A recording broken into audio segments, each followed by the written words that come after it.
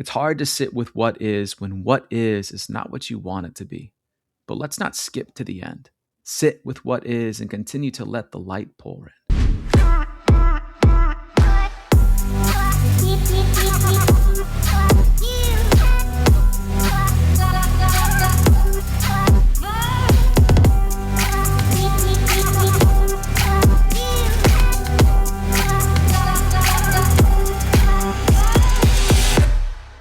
Hey friends, and welcome back to the Show Up season of the Mary Marantz Show, a season all about how we never asked you to be perfect, we just asked you to show up. And today I have the huge honor of sitting down with someone I have been following online for what feels like forever, someone whose words and posts I am just such a huge fan of, but honestly, the way he shows up in the world and the kind of heart he so clearly has is really something I'm an even bigger fan of. Tanner Olson of WrittentoSpeak fame, who is here in the studio, online in the studio, with his brand new book, Getting Through What You're Going Through, Notes and Poems for Hoping and Becoming. Tanner, welcome to the Mary Marantz Show. It's so good to be here. That was a very nice introduction. No one has ever used the word fame before when describing me. Well, from here on out, it's going to stick. It's going to stick. Okay, so I just wrote this in my notes because I am also an author, so I'm a wordy person, and I just had to put words to what I wanted you to know right off the bat. So here it is, right off the bat. This book, it has made me laugh. It has made me weep at my kitchen island. It's made me nod my head and be surprised. It's made me think. It's made me stumble over a string of words in awe. And it has met me right where I was the last few days. I want you to know right off the bat before we start, this book is a gift to the world. And I have found myself walking around the house kind of holding it like this. It's like the precious, it's like it is a gift. And it needs to be held differently than just your run-of-the-mill book. So there you go. These are things I want you to know before we even start. Oh, wow. Yeah, just go ahead and soak in that for a second. I'm just gonna quietly cry over here. Yeah. And that's been like you know what it's like to release a book. Yeah. It's a lot. It's a lot to put words into the world, especially into a world that is just heavy and there's always something going on. And so when you write or when you share, when you create, you want to offer something beautiful, hopeful, but you also want to be truthful at the same time. And so that means that we have to say the things that we'd never really wanted to say before, or write the words that just don't feel like sunshine. But we know that comes after the storm. So thanks for saying all those kind words. My prayer is that this book would just be hopeful and helpful. So I'm glad that it is that for you. So thank you for sharing both that. of those things off the charts. I also have to ask you before we get started, the whole time I was reading, I was like, I think I'm suspecting a fellow Enneagram 4 kindred spirit. Do you know your Enneagram number? You mean the guy who wrote a book of poetry is an Enneagram 4? I'm shocked. I am like every time I take the test, it's like 2, 3, or 4. And I just think, I'm just like, I think I just live like I'm a 3 with 2 really strong wings, and I am just flapping as hard as I can through this life. But I would say, like, when I sit down to create, I think I tap into all of them. Like, and I've not talked about the Enneagram for a while, so this is great. But like with the 2 being the helper, like I want my words to be helpful. The 3 being the person who's going to show up again and again and again and just give what he has. And the 4 of trying to come at these words in this dream, this desire from like this angle of understanding, or trying to say it in a way that's different than someone else might say it. Yeah. So okay, I thought I was an Enneagram 3 for years, and you're not supposed to type other people, but I'll just say to you, Google self-preserving Enneagram 4. So Okay. a self-preserving Enneagram 4 achieves for safety. So they are a 4, none of the numbers are like who you are at your most core, but they're more naturally a 4, but it feels safe to get the gold stars and show up and be the one who always comes through and all that stuff. So I'm just saying, Tanner, Google it. I will. we, I'm gonna we write it might down. see we might see something there. Okay. So we're gonna just start in true Mary's for sure an Enneagram 4. And we got some wings happening at the very least over there. So we're gonna start off in true Mary Marantz Show fashion and go very deep right off the bat with some radical acceptance, as you do first thing in the morning, whatever. It's not morning, but that's fine. The back cover of this book says it isn't about fixing everything overnight. It isn't about making it a massive life change. It's about discovering that maybe joy and goodness are awaiting you right where you are.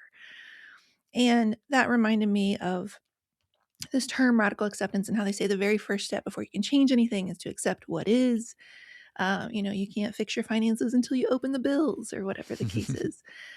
And so this is where my very strong wing 3 of the Enneagram pipes up to say, it's not, I promise it's not an episode all about the Enneagram, but we have a lot of that up front. My wing 3 pipes up and says, how do we become so radically accepting and aware of the joy and goodness right where you are, as you say, that you don't end up just staying where you are, right? Because like the structure of the book, even the subtitle of the book says notes and poems for hoping and becoming. So Mm-hmm. it's not about just staying where you are. It's we go through it, which we'll talk Mm-hmm. about. We do some learning in the middle, and then we are becoming something new. So how do we balance the acceptance of right where we are, the joy and goodness of right where we are, without giving into apathy? Yeah, I think a big part that I have learned over the last 5 or 6 years, and the last 5 or 6 years have been a lot for all of us. Yeah, but I think it's this perspective shift and this recognizing that the way things are not the way that they will always be. That, and I write this in the book that change is coming, and it might even be here. Um, Over the last 5 years, I mean, we've walked through some hard things, just like everyone else has. And in those seasons that I did not want to be in, the ones that were teaching me quite a lot, I kept reminding myself that change is coming, something more is happening than I can see, and that the way life is not the way that it's always going to be. And that would help me kind of get through the things that I was going through. And I wasn't lying to myself. Like change was coming, things were happening. Sometimes I think about it as like like a 1990s video game. And I'm not like a I'm video game loving guy, this already. but like, Anything referencing the 80s or 90s, I'm in. but like if you're playing like a Super Mario game, or I always think about like the Ninja Turtles game. I don't know why, but like the screen would always move so slowly forward. Like sometimes it would Yeah. like push the character forward. It wouldn't just be like, okay, you're here. Like it just kept moving forward. Things were Wow. changing, things were happening around us. Like life was happening, but we could also happen to life. And so I think that's kind of one of the things that I kept thinking about, while I was writing this book, but that I've really learned over the last few years. It's like, okay, like it's not going to be like this forever. So what are you going to Mm. do with your today? And then as I read about, is like this is all a gift. It may not be the gift that I want right now, but there is still beauty, there is still goodness, there is still joy. And two things can be true at once. There can be grief and there can be goodness. And there can be hope and there can be heaviness, and we can lean into both and show up as our full selves. Yeah, I love that. Life might be happening, but we can happen to life too. That's good. That's really good. I mentioned this. I want to list it out now so everybody listening at home knows the book is divided up into 3 parts. Number 1 is getting through and going through. Number 2 is learning and changing, and number 3 is hoping and becoming. I want to camp there in that first part because I love that you use the word through twice, getting through and Mhm. going through. This reminds me a lot. I had a friend of mine named Heather say to me once, Mary, there is a reason in Psalm 23 that it says, yea, though I walk through the valley of the shadow of death. It's not around, it's not over, it's not under, it's not turn around and go back home. Yea, though I walk through the valley of the shadow of the death. The only way out is through. And we've talked about this on the show before. So if you're a longtime listener, just bear with me. I got to say it one more time. Every time I picture this scene, Tanner, in my head, it looks like if you've ever seen the 1980s movie, The Neverending Story, Mhm. which if you haven't seen it, anybody listening, or Tanner, if this is you, then your childhood was much happier for it. Because there's a scene with Artax that is just really heartbreaking. But we're not talking about that. There's a scene where the hero on his quest has to go through this really desolate kind of, moon-looking sort of landscape, and there are these oracle statues that if you don't have a worthy heart, they will shoot laser beams at you and kill you in a very 1980s sort of way. And then in my mind, you also add in the Dementors from Harry Potter, and that's pretty much what the Valley of the Shadow of Death looks You like. don't Okay, you that don't feels vacation biblical. there. Yes, yes, yes. It's not at all. That's okay. And so, her idea was that you have to go through things. And I want to read this really beautiful passage from the book that kind of gives a new meaning and a definition to what it means to go through some things. You say, I know life is a lot right now, but you don't have to just get through it. Go through it. Go through this one life with an open hand and an open heart. As you go, stay curious, kind, and hopeful. Let joy meet you where you are. Breathe in deep and hold on tight to the miracle of this life. To be here and alive, go through this life with tears, questions, and sleepless nights, with friends, family, and friends who have become family. With hope, love, and faith, whatever you do, go through it. Go through it all. Just absolutely beautiful, beautiful writing. What do you think we miss out on when we're just trying to get through as opposed to really go through? The good stuff, the hard stuff. Yeah. A lot of this book was written while my wife and I were walking through this season of unexplained infertility, of not Mm, knowing if we would ever be able to be parents, and the way that our story unraveled is that by God's goodness and kindness, we were led to adoption, and now we get to be parents to the most wonderful kid named Judah. But like there was that mm, season when we were going through something that we did not want to go through, and yet I think in that, like, God has something for us. And that's like the one of the hard things to hear is when you're in a season that you don't want to be, and somebody would say something to you like, um, "God's timing is perfect." They would quote something from scripture, things that are true, but sometimes the truth does not need to be spoken in that moment. And I wrote about this in the book too. Like I was talking to a friend about how hard of a season it was for us, and he just told me that he's like, I hate this for you. That's all he said. And that meant a lot. That meant a lot. I think we want to skip past the hard part and get to the good part. But if we mhm. keep trying to skip past all the hard parts, when will we know when we're at the good part? you Wow. know and Yeah. so I think there's something about enduring, about persevering. It's it comes straight out of scripture, but there's a lot to learn in those hard seasons. I wrote something, and it's not in the book because I wrote it after, but it's about how God's favorite word is through. Can I try to Mm. read it for you? Yes, It's just on please. my phone, so it's um if you ask me, I will tell you. I will tell you life is good and life is hard. I will tell you to keep going, but look back. I will tell you to see what God has done as you prepare for what he will do. And I know what he will do. He will carry you through. My friend told me that he knew what God's favorite word is. It isn't love. It isn't mercy. It isn't grace. It isn't sin. It isn't fear. It isn't hope. God's favorite word is through. As in, even though I walk through the darkest valley, I will fear no evil, for you are with me. Your rod and your staff, they comfort me. As in, for it is by grace you have been saved through faith, for this is not from yourselves, it is the gift of God. As in, for God was pleased to have his fullness dwell in him and through him to reconcile to himself all things, whether things on earth or things in heaven, by making peace through his blood shed on the cross. As in, for from him and through him and to him are all things. To him be the glory forever. Amen. Ask me what I know, and I will tell you that God will carry you through. Ooh. I wish that was Woo! in the book. Now I'm bummed. I wish Listen, that book two. it's Book it's next. get What book it's number is this for you, by the way? I was trying to piece that it's together.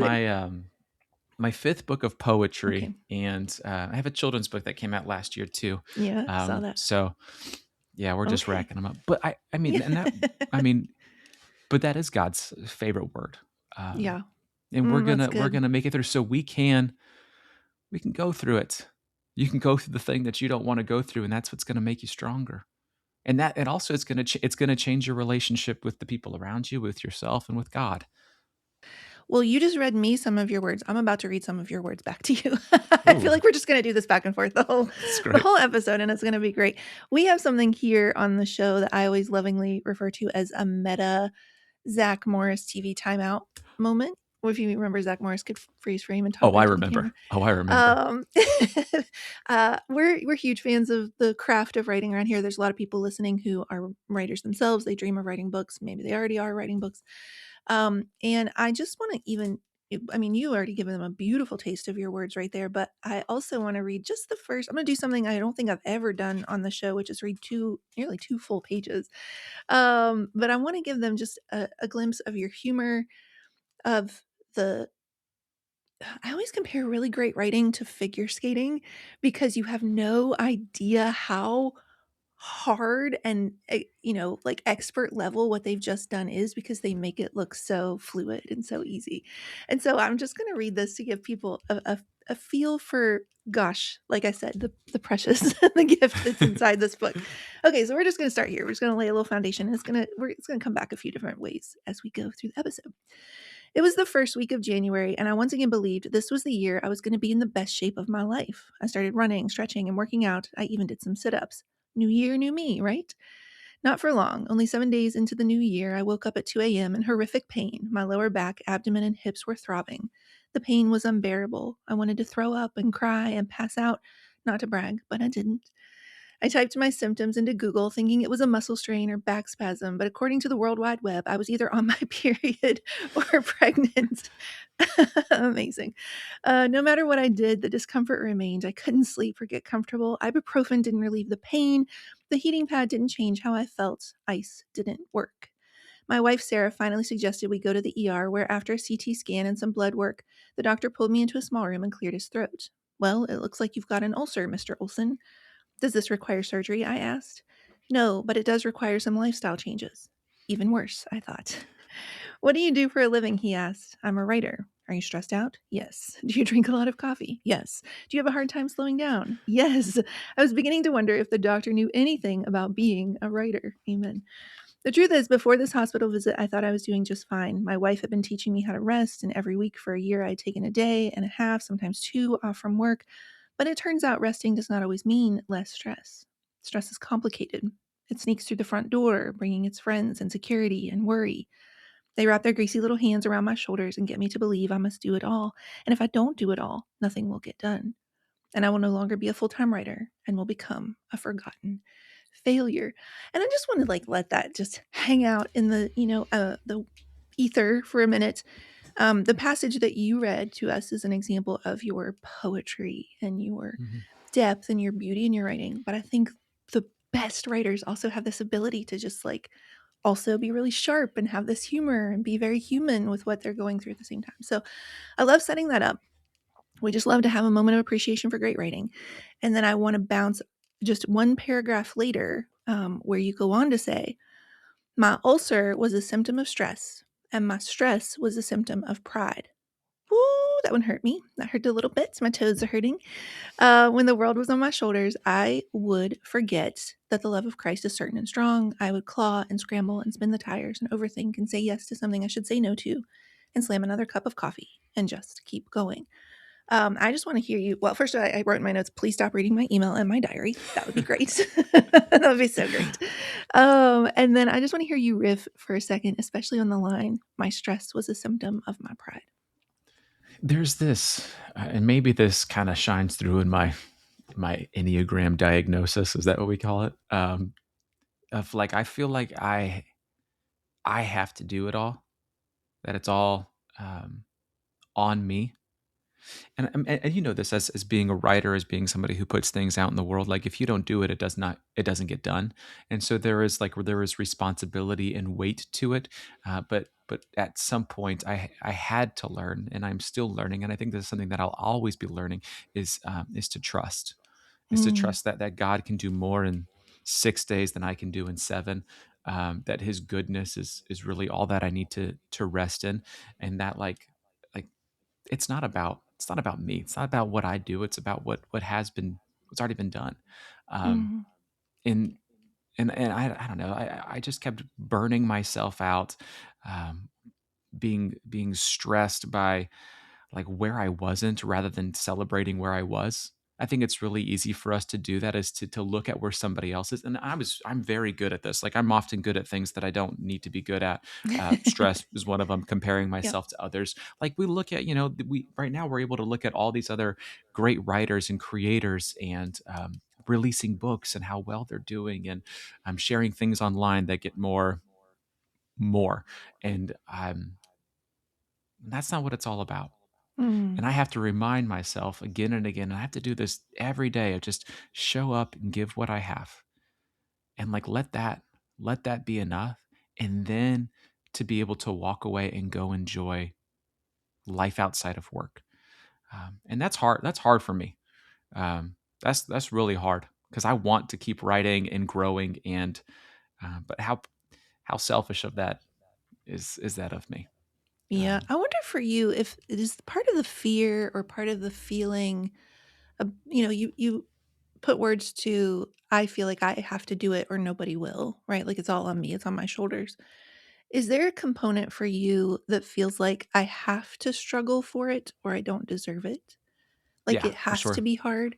Yeah. Yeah, I grew up in it. This is not gonna. This is big spoiler alert. I didn't make it to the NBA. I wanted to be in the NBA for a long time, so I grew up playing basketball. Like that was everything. And so I kind of approach writing and creating as like from the standpoint of a basketball player. And Mm. so, I wake up early.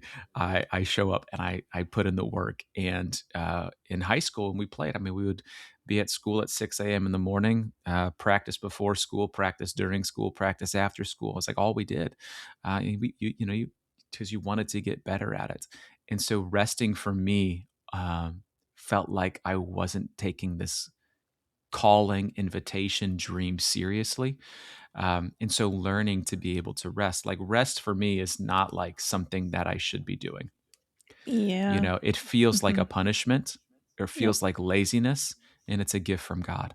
And so I Yeah. need to just like, and so that's been a lot of like this unlearning and fighting against these lies that are so easy to believe, that are so enticing that I would much rather it say in scripture, like work really hard all the time and don't stop.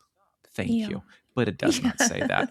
And it's not like that's not living, that's just doing. And so I've had to like unlearn a lot of things. And when you unlearn and when you take steps back or when you change the way that you've done things forever, you begin to kind of see, oh, that's pride. That's what that is. That's what it is. This conversation right here reminds me of a passage from Beatrice Chestnut that I quoted in my most recent book, Underestimated. I'm just gonna pull that up real quick because I feel like it's gonna resonate with you. It definitely resonated with me, that's for sure, and I think it's gonna resonate with a lot of people, who may be for or for adjacent. Let's find out. Let's find out. Let me get it pulled up here. These fours may also masochistically enact a need to prove themselves by working against themselves. They make efforts to get what they need and want, but unconsciously work against themselves at the same time. They spend a lot of energy on being afraid of what's happening instead of dealing with problems and making improvements. So they habitually postpone actions necessary to achieving what they want and then blame themselves for doing so. They wear themselves out seeking and striving in ways and places where they know they'll fail, which ensures the perpetuation of a cycle of effort and devaluation. They may be ambitious, but they deny and work against their own ambitions. These fours will often work at cross purposes, unintentionally thwarting their own efforts. And the boulder rolls all the way back down the mountain. Woo! So that's I fun. I will say this. I will say what I have learned in the last few years is I feel like I am.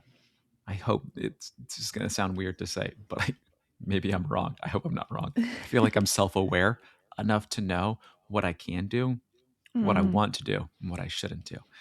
yeah, And learning my limits and becoming a father has really helped with what I say yes to and what I say no right. to and why I say yes or no to things. Um, but there is this, especially as a creative trying to make that your career, there is this hustle culture that is not healthy. Um, but I kind of work from a place of, at least I did, a place of fear. And the fear was, I do not want to have to get a job where I have to wear hard pants. I don't want Yeah. to do that. I don't want to go to an Amen. office. I don't want to have a real boss. Like I don't want to do that. I really want to do the thing that I believe that God has invited me to do, but it's not always going to look the way that you think it's going to look in your mind, right? And so for all Mhm. the other people out there who are listening who are writers, who are like, well, I think that God has created me or wired me to write or create. I would agree with you. I bet he has, but I bet it's not going to look the way that you think it's going to look. And it definitely has not looked that way for me. I thought that as soon as I started writing poetry and getting on stage, that I was just going to be like, this is silly, but I was going to be famous, that I was going to be like, oh, that's the guy who writes poetry and shares it. It was a very weird world for my head to live in at the time, but I was young. And now I know, like, it's like, it takes 10 years to become an overnight success.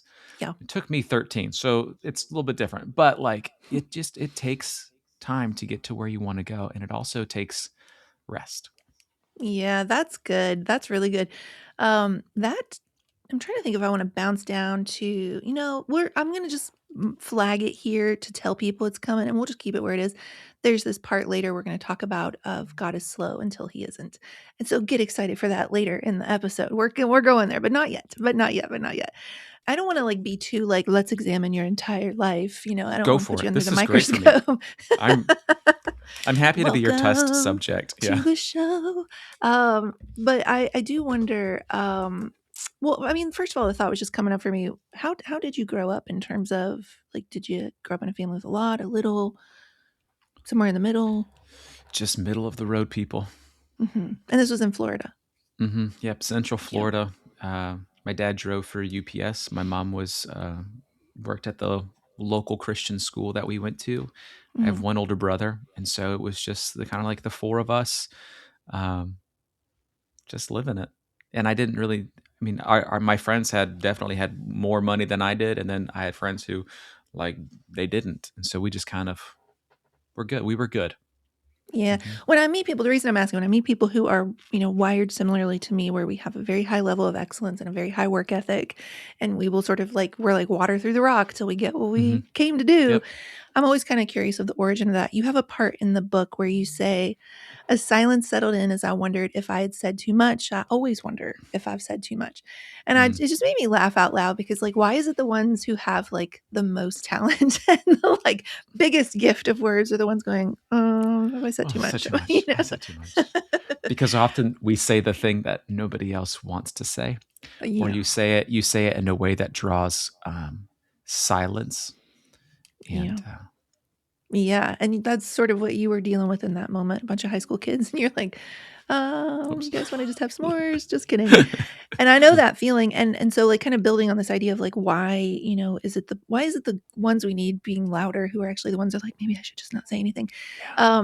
And I talk about and underestimated this crosshair intersection where fear likes to attack us at the place where our gifts meet our story, hmm because it knows it needs to hit both axes in order to keep us stuck from not using Mm, those gifts. Like, if so, for example, I grew up in a trailer in West Virginia, and so I was given the gift of words, but the story was you start small, you stay small, you hmm don't really matter, and so, I'm just sort of thinking through, like, speaking to everybody who's listening right now, there is this thing called the Dunning Kruger Effect, which is like the experts, the ones who've put in their 10,000 hours, are the first ones to question whether it's mm, good enough. Whereas the people who like spent 30 seconds reading on Wikipedia think they're the experts because they don't know enough to know how little they mm. know, right? So, like, there is Yeah. just something about the ones that we need actually lighting up the world are the ones who are second guessing themselves. And second guessing is a whole chapter in Underestimated, where the show up season is kind of a build off of that book.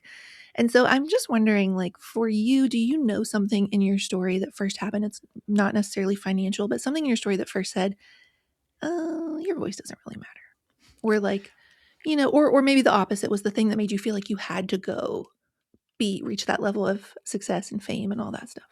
I think for me it was I was always making the joke and never offering the insight. And you could argue that making the joke is offer like, but it was always like look to me for humor rather than for something wise Mm, or something that could be respected or held. And so I think one of the reasons why I really started to write was to prove maybe to myself or to others that this was more than just somebody who made jokes. I made a lot of Hmm. jokes. I was voted many times to be the class, the class clown. Like I was Yeah. just outgoing, and just like school was not a place for me to go to learn. It was a place for me to perform. And so I would just make jokes all day long. And it was great. I loved school minus the actual school part of it, But yeah, Nice. so I think when I do look back on my story, on like the person that I was, it was always like I always was like I have something more to offer Mm, than what I'm giving you. And in writing, for me, especially writing poetry, was a way to like just communicate hope differently, to say more than just the funny thing. I mm, never really wanted to be like just the funny person, I yeah. because I wanted to point you to hope, to Christ. I Mm. mean, you could do that with humor, but like that wasn't in my head what I wanted to do. Yeah, you talk in the book about feeling like you had this underlying lie of you had to perform for love. Hmm. That you kind of talk about it in terms of why you felt like you had to keep saying yes to things you wanted to say no to, but that people with like hard stories become some of the funniest people in the room is something I always say. And we haven't even really like stumbled upon something later in life with the infertility, but earlier in life Yeah. we don't even necessarily know where that came from. But I think a lot of us in different ways can get that message: performance equals love. Yeah, I remember when I was 5, my Mima, she passed away. And I think really since that point, everything was just like, well, wait, what's going on? And I don't think I've ever really figured it out. I've always been like, well, what is this? What does it mean to be here, to be human? And now what do we do now that this has happened? Oh, and now this is happening, and now this is happening. And then things just continue to keep happening. And so I think I just kind of struggled to keep up with life. Hmm. Yeah. When you can't really keep up with it, you just are, it's happening. You're just kind of getting through what you're going through, and we're always going through something. I, Yeah. I I say this a lot, and I feel like a broken record, but I feel like life is it's just hard to be a human. Yeah. Like what a heavy thing it is. What a gift it is. Hmm. But how it's just hard. It is Yeah. just hard. And that wasn't something that was taught to me in school. Um, Honestly, not a lot was taught to me in school. I went to school in Florida, but not. It was never like, hey, it's going to be hard when you leave here. Um, and maybe they said it, and I wasn't listening, but I just didn't feel very prepared, and so I'm still wondering if I'm actually prepared. Mm.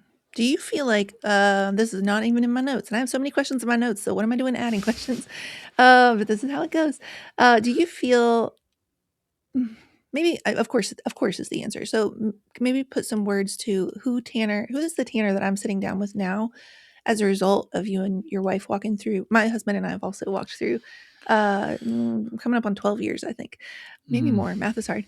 A lot of years of unexplained infertility. And so like mm-hmm, we go through things and it's and I compare it to car it grinds off all these hard plastic edges we're walking around in the world with and we become a soft place to land because of the mm-hmm. friction.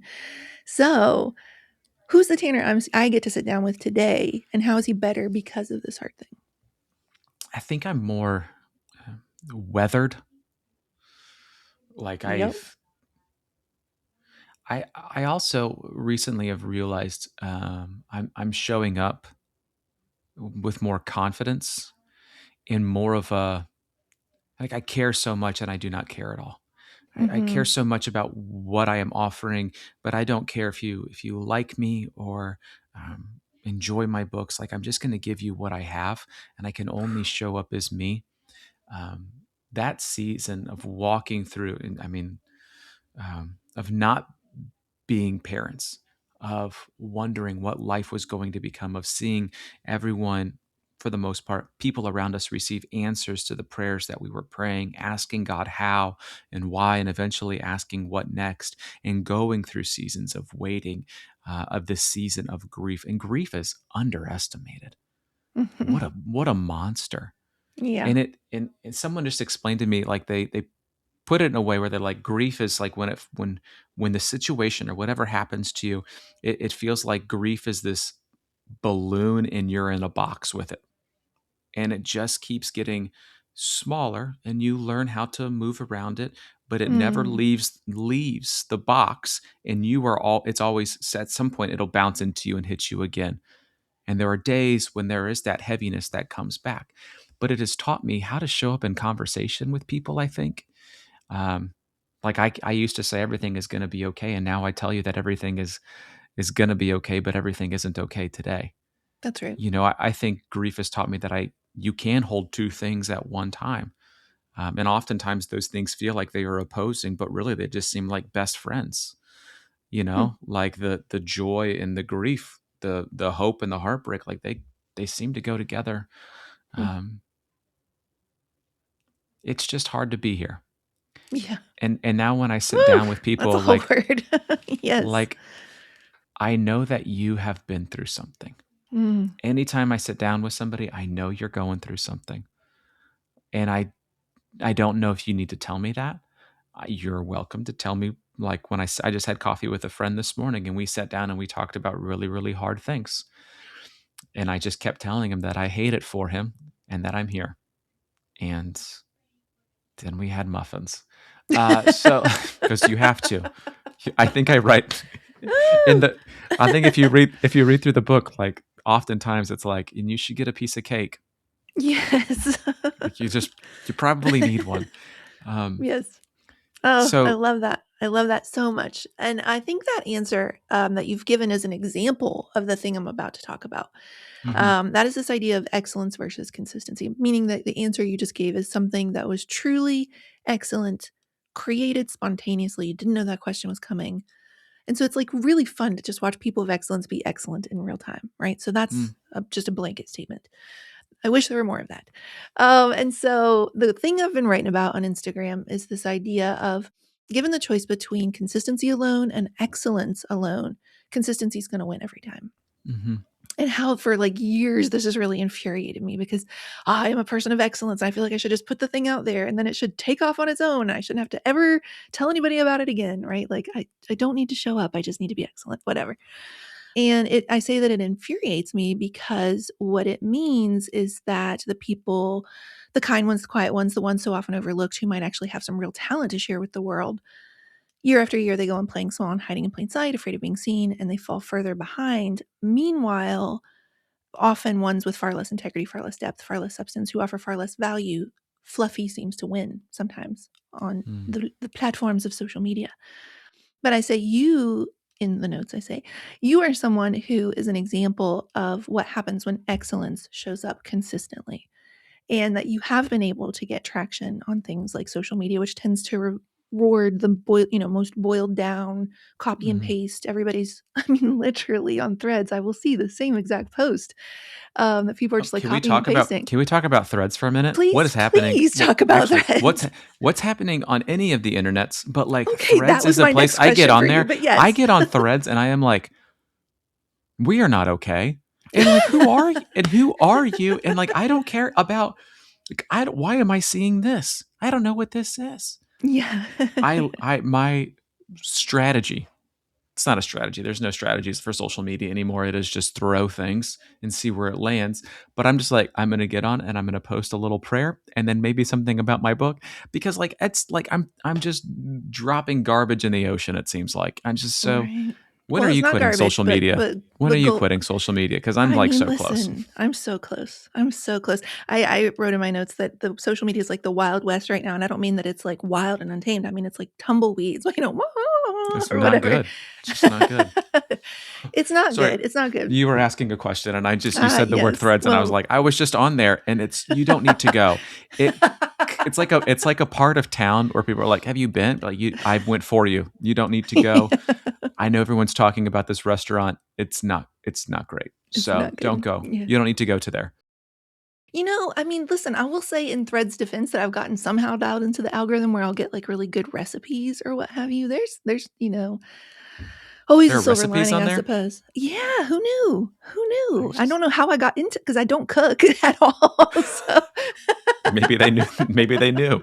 They're they're like, like, this "You is need what this." this is what she needs right now. This is what she needs. Yeah, and sometimes there's some like uplifting stuff. But honestly, the copy and paste and the AI captions are just mind-blowing to me. AI is Just nuts. AI wild. is Wild. Just wild. I'm over it Okay. because I really just want I really just want to give something good and honest and true, and just to show up again and again and to give that and to create in a place and for people that are not weighed down with noise.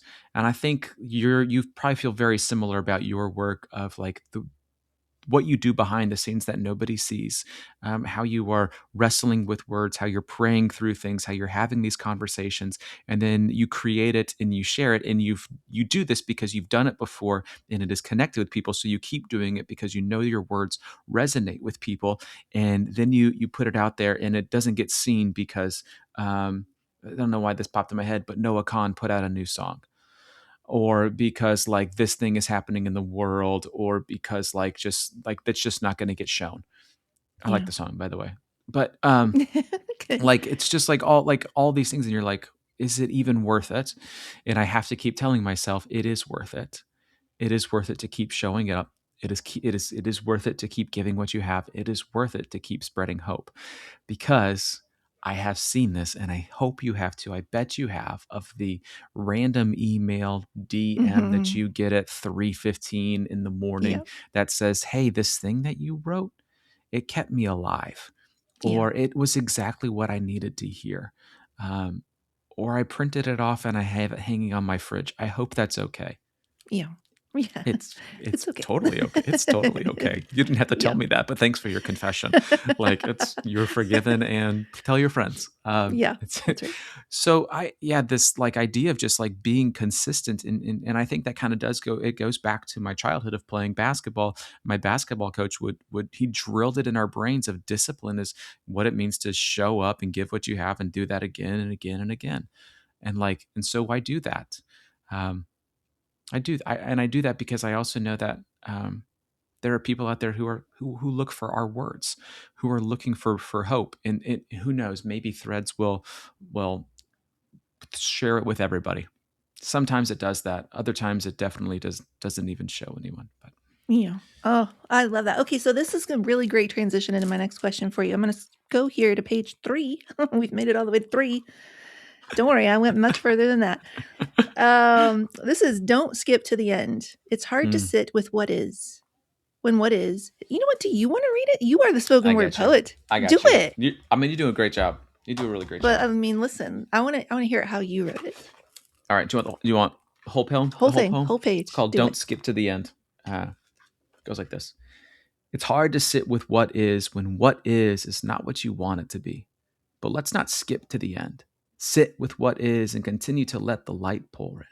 Some days, I want to jump to the good parts. I want to skip the line and get on the ride. I want to hop on the highway and fly through the red lights. Give me the chance to cut a corner, and I'll take it, even if I know I'll regret it. It's hard to be where you are when where you are is not where you want to be. But I have to believe there is something for us in the here and now, in the waiting, in the praying, in the trusting. Maybe I won't see what that is until I look back. Most days, I cannot wait to look back. But today, I'll just be right where I am. I won't try to hit fast forward or skip to the end. I'll exhale and wait. I'll look up and pray. I'll hold fast and trust. I'll sit with what is, because even in this, the light is pouring in. So good, so beautiful. I just need you to I'm gonna actually make a little like GIF audio file of that and just have it be my alarm every morning. Okay, so this reminds me of Justin and my husband and I. One of our favorite things to watch. I'm a huge movie buff, so I'm actually kind of amazed I haven't quoted more movies at this point, but there have been a few in there. But one of my like sub genres that's not really quite a movie is documentaries of people who considered themselves the underdog who made it. Mm, Huge underdog movie fan as well. And so lately we've watched the Arnold Schwarzenegger one, the Sylvester Stallone one, and my favorite of the 3, although all of them are excellent, is the Billy Joel one that came out in 3 mm, parts on HBO. Watch it, everybody. It's so good. And so what is interesting about them is that all 3 of them in their stories, it becomes clear that they considered themselves underdogs, that they felt like the majority of their career, they were having to like fight against things and prove people wrong, and I'll show them. And they use that energy like jet fuel. Yeah. Which is something I've done most of my life. And so they're all pushing 80 at this point, and they have all basically accomplished everything they set out to do. And you watch them and you get sort of to the end of the documentaries, and you get this very real sense that they're sitting in the moment they waited for, this moment of arrival they were climbing towards for nearly 80 years. Mm-hmm. And yeah, it feels great. But each one of them, it sounds like, would give anything to be back in the moment of the climb, of not knowing how it was going to turn out. And I said on a post recently that, like those shows that you're recommending to your friend, like your favorite shows, and you say to them, I would give anything to be able to watch this again for the first time. Mm-hmm. I'm so Yeah. jealous of you right now because you're going to watch it for the first time. Yes. It occurred to me that this too is our life, right? We're gonna wish we could watch this unfold for the first time. Yeah. We're gonna miss this. So I guess just maybe riff on like, is there something you're going through right now with launching the book or the season you're in right now that it feels frustrating at the time, but you already have a sense that you're gonna miss it? One thing that I have been talking about recently. Also, I love. This is one of my favorite podcasts I've ever gotten to be on. And the way that you just say, Yay. just riff. I think that is Yeah. that's great, especially for someone who's riff. just like, oh, I'll talk. Yeah, let me talk. If I can remember the question, right? Yeah. Right now, I am in this season. And I joked earlier, like, it takes 10 years to become an overnight success. And I've been doing this for, I feel like right now, 13 years later, I am finally releasing the book after releasing 5 books. Like, this is the book that I've really wanted to put out into the world.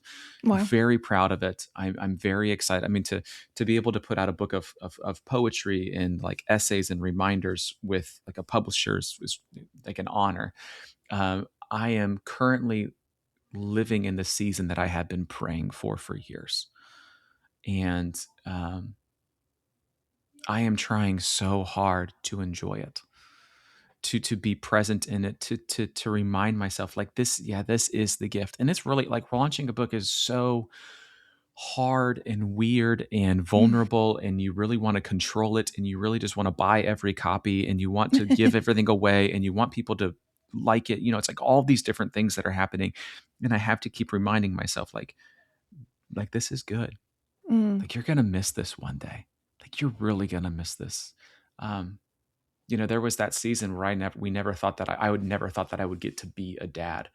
And so now every frustrating and hard moment is so overwhelmingly beautiful and hard, but it is like, this is the thing that you've prayed for, that you hoped for.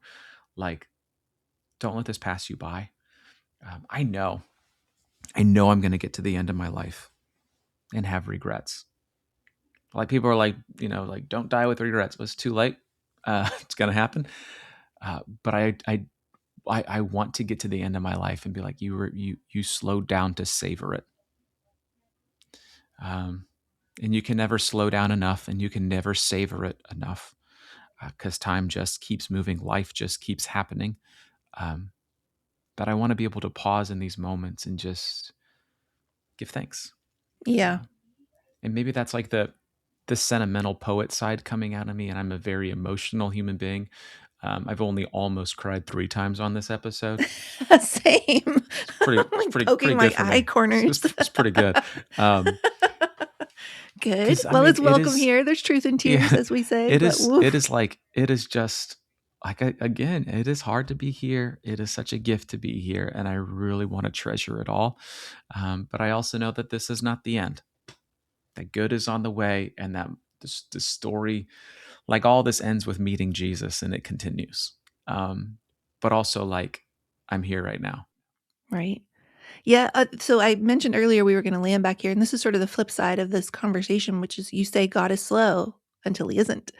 And have I experienced that so many times in my life. I just started Mark Batterson's Gradually and Then Suddenly, which is kind of this, same idea that like the 10 years to become an overnight success, or it just feels like nothing's happening and then it happens really quickly.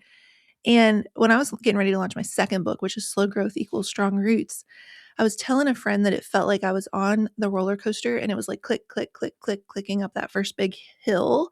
And there was this simultaneous tension of like, man, I can't wait to get to the top. And also this like, wait a minute, like you can't get back off the train once it has left the station. And Yeah. what have I set in Yep. motion? Hmm. So do you have any of that aspect of it of like, it feels like you feel like a whoosh is coming and it's like, ooh, how am I preparing myself for what's been set in motion? I am freaking out about launch. People love to ask the question like, and before anything happens in your life, how are you feeling about it? How are you Mm, feeling about it? right. And you're just like, what? I'm terrified, and I'm so Yeah. excited, and Mm, I'm terrified. But that is a great way to put it. Like I feel like I am on this uptick, and we just don't know where it's going to go. Like yeah. I know I'm going to be throwing some twists, some turns, some loops. Like I might throw up. Like there's just I'm going to scream at some point. Like, and it's gonna be a really wild ride. And I think like I just got to put my hands up and just say like I've done what I can do. And I think that's part of this is like I really want to be able to control a lot of different things. Like I really wanted to be able to control life through the pandemic, through the grief, through the infertility, and I just couldn't fix it. I couldn't change it, and I don't want to be like it is what it is because that's not a great phrase, but like it is what you make of it, Yeah. right? And I think like I have done what I can do, and now I just have to trust, and I just have to keep like I can just continue to show up and to give what I have. And if it there's no failure, there's no failure ahead.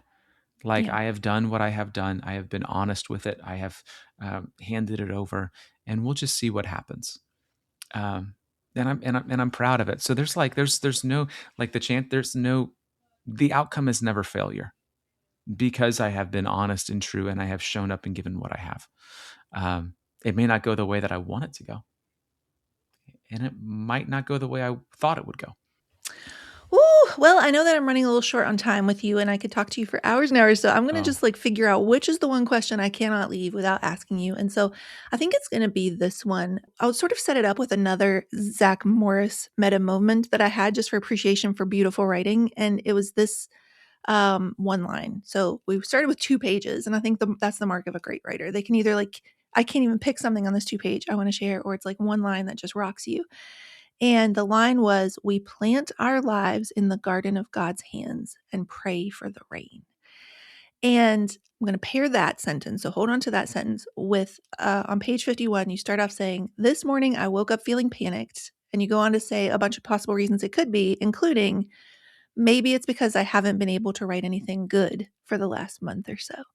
And so I think when people are listening to a conversation like this and they're hearing all of these beautiful pieces of writing, even including one sentence that I'm just going to be thinking about for the rest of the week, it can they can create the illusion in their heads that they all come out that way or it all comes out that easily. And I am somebody who I get really frustrated with myself because my best work doesn't show up until I'm under a real deadline and the terror kicks in, as I call it.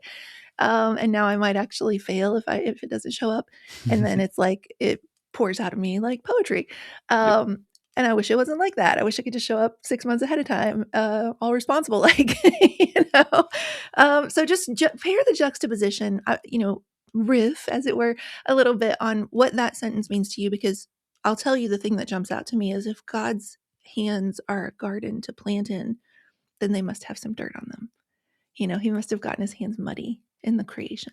So riff on the really beautiful sentence, but more to the point, also speak to that person and let them know that they don't all come out that way right off the bat. Yeah, life is messy, but so is art, right? Um, Yeah.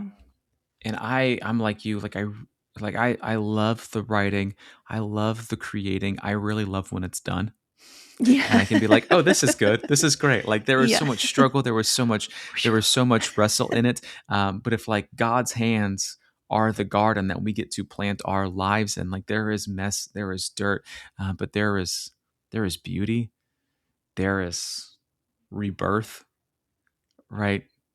And there's light and sun and goodness, and I'm home.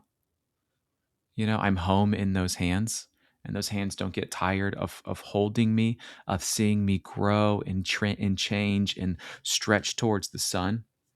Um, and I think, for me, a lot of times I think creatives, writers, or like, I mean, just most people in general, like, am I doing the thing that I'm supposed to be doing? Right. And I think like I have boiled it down to this is one of the things that God has invited me to do. And there are many things that he has invited me to do. And I get to show up, give what I have, love my neighbor, love my enemies with words. To Mm, offer something hopeful for the world.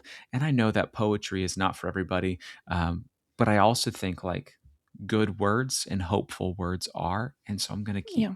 I'm gonna keep giving them. Um, and no matter what happens, I'm still growing in the hands of God. Love it. Love it. Well, a huge shout out before I forget to Nikki Hardy for our mutual friend for Yes. making this introduction, being willing to make the Yes. introduction. So now I get to sit with you for an hour, which has been the highlight of my week, month, year. Let them know where they can find you. This book, any Yes. bonuses that are still good. This will come out on your launch day. So Oh, wow. Oh, yeah, great. any good things they need to know about. Yes. Yes, the book is titled Getting Through What You're Going Through. You can grab a copy on Amazon or maybe even a local bookstore. Like, that'd be cool. I'm not sure. I don't know all that information. You can find all of my work and writing at writtentospeak.com or on Instagram or Threads, just at Written to Speak. There's a bunch of freebies that kind of come along with this book too on my website. You can find a 24-day devotional that goes with it, a 7-day devotional, Nice. a sermon series, like all this other stuff, and some videos as well. And then you can listen to a handful of the poems on all streaming services. Just type in Tanner Olson and you can find it. But I really hope that you like the book. I think that you'll find something in there for you. And Mary, thanks so much for having me on the show. This has been so nice. Oh, I love it. Love it. Thank you so much for being here, Tanner. All right, friends, the book is Getting Through What You're Going Through, Notes and Poems for Hoping and Becoming. It is out today everywhere books are sold. Get this in your hands so you too can walk around your house carrying it like the precious. It is absolutely phenomenal. I am Thank you. not, everybody listening knows that I do not blow smoke. I do not say things that are not true. I wept. I laughed. I thought. I got stopped in my tracks. You want this book in Yeah. your hands. And until next time, friends, this is the Mary Marantz Show, and welcome to your Show Up season.